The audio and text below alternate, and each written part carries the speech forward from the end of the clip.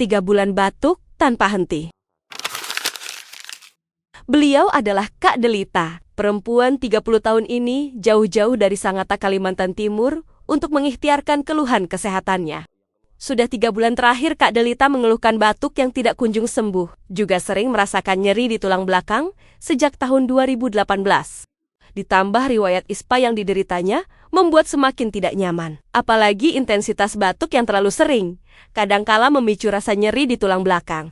Biiznillah, setelah proses terapi, nampak perubahan. Intensitas batuk yang selama ini menghantui akhirnya berkurang drastis. Tadi di rumah batuknya kencang banget. Tadi selama selesai nggak ada batuk. Iya, nggak sadar ya? Kok bisa nyambung gitu? Ya iya. Saya kontrol dari tadi tuh. Alhamdulillah, ikhtiar beliau membuahkan hasil. Meski belum sepenuhnya, tapi membawa harapan dan semangat untuk terus berikhtiar.